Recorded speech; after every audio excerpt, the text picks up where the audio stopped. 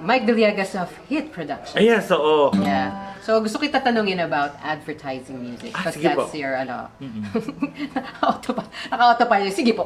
sige po. Parang kliyente yung kausap. totoo yan. Totoo yan. Pose. Parang sige pose.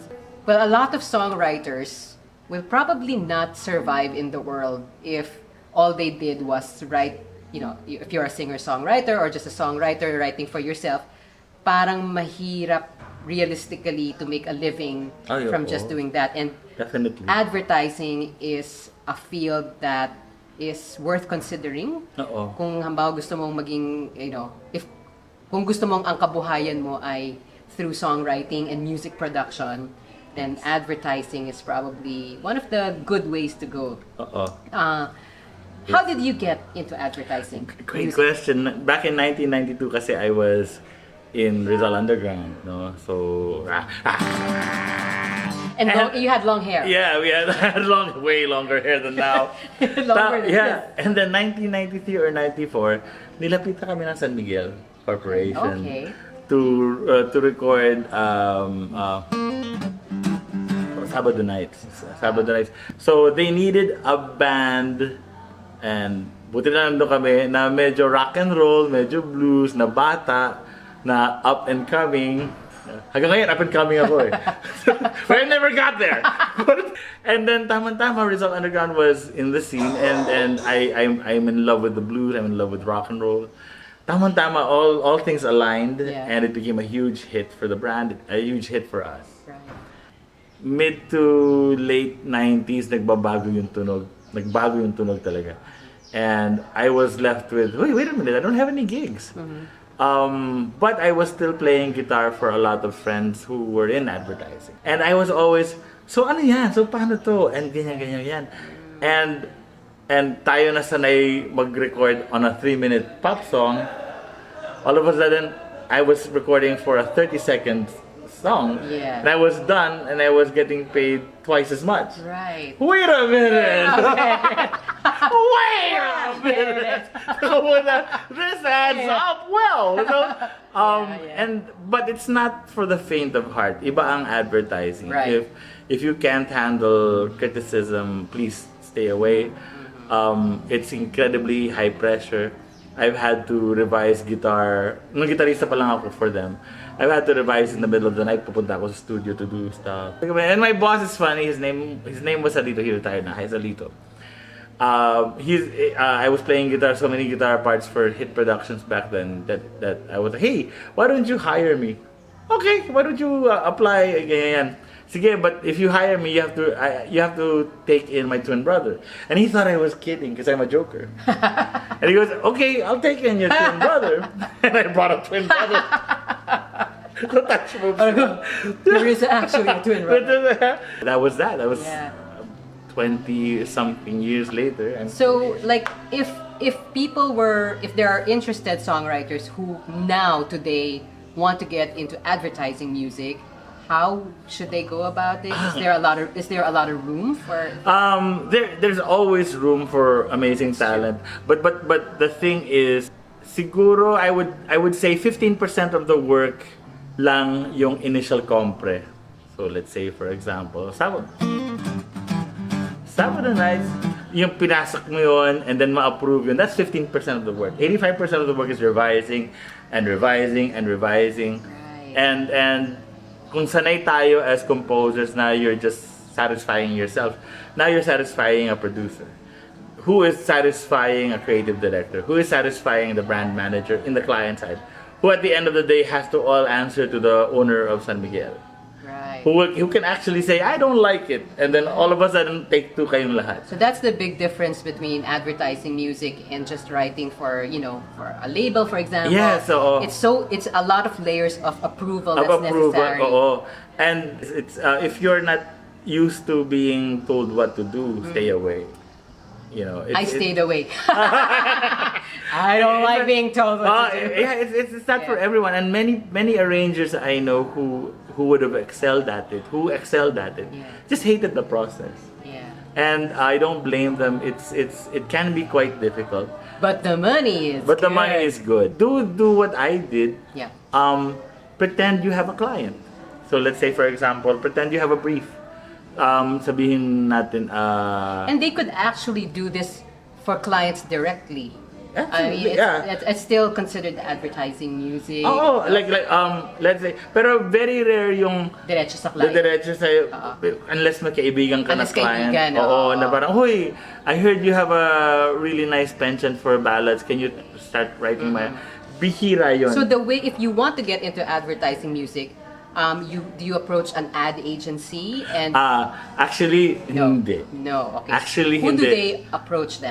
Your best bet is to approach an music house who does this for a living, and then Is it called an audio production house? audio production house. Right. I had the music division in mind, which is Hit Productions. There are a lot of good ones in the Philippines. Who are the Loudbox, kind of Loudbox, Hit Productions, Sound Design. Sound Design? Wonder Collab is another one. Marami na rin. Oo. I figure lang parang if you're like not familiar at all and parang saan mo hahanapin? Is there like a list of audio production houses that they can search somewhere? Good one. I think if you go Audio Production House Philippines, may lilitaw eh. Nililitaw. So, mag-google ka na lang. You have to do the work and just look for audio production houses in the Philippines. And then I'll tell you now what I would ask you to provide me if I was Wonder Collab or Loudbox or Hit Productions. Right. I would say, sige, could you show me your 5 strongest arrangements or songs? Kahit na hindi ads. Okay, just kahit songs. Kahit songs. Kumbaga, doon pala makikita ko yung ideas mo of hook, idea mo of focus, idea mo of an arrangement that goes to the point. Because let's face it, in advertising, you only have 30 seconds. Eh. Right.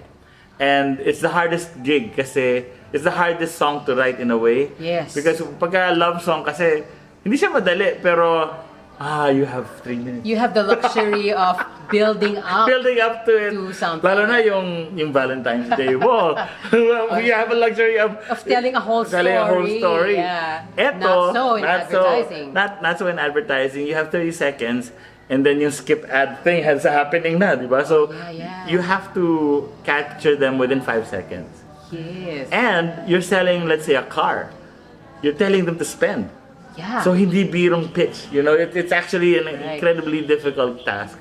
So I would suggest to them, prepare nyo na yung 5 strongest arrangements or songs ninyo.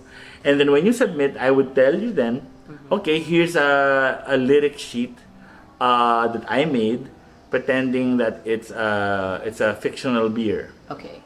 And then here's a fictional fast food restaurant. And I'd like you to write a jingle. Okay. Okay. Ayan. Right. And then bring it back to me. Yeah. And then you have 3 days. Right. So, di ba, all of a sudden, what? I have to write it in 3 days. And then, pagka fresh out of college, I medyo lenient ako. I'll say 6 days. Okay. So you'll have to write it, produce it, arrange it, have someone sing on it if you do not sing yourself. Then send it to me with the best kind of polish that you have. And then we'll get hired based on that. Pero mind you, the 3-day thing, that's par for the course. Yes. That's par for the course. So if it's far better to finish than it is to perfect something. Okay. So it'll teach you to do that. And these habits, how I find, they informed my songwriting na hindi advertising in a really positive light. Na parang I used to procrastinate like crazy with songwriting. Now I'm efficient. Yes, I'm efficient. Yes, you have to be. Oo, and recall and hook. All of a sudden they've taken center stage, unlike before. Right. So it's it actually advertising music helped you improve your songwriting because of absolutely. The cool thing about it is you're making better money. You're still doing music. That's still your job. It's still music, and you can still do the full songs on the side or wherever. Yes. Parang you can combine. It's not a choice. It's not an or. They're not mutually exclusive. It's pero magkakaroon ka ng better class of friends.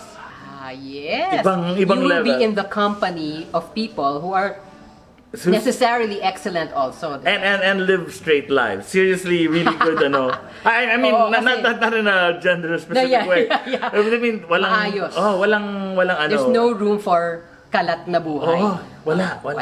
Yari ka talaga. And it's a wonderful life if you're open to all of those things. Yes. So it's really, it's something to consider, guys. Yes.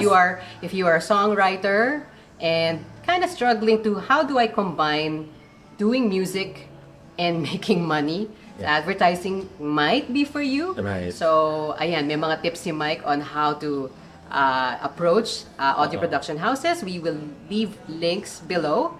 So, if you like this video and kung may napulot kayo kay Mike Villegas at sa please press subscribe. Please subscribe and like the video. And you can put your questions and comments below. Yes. So, hope you enjoyed this video and we'll see you in the next one. Yay! Peace! Thank you, Trina! Thank you, Mike! Aww.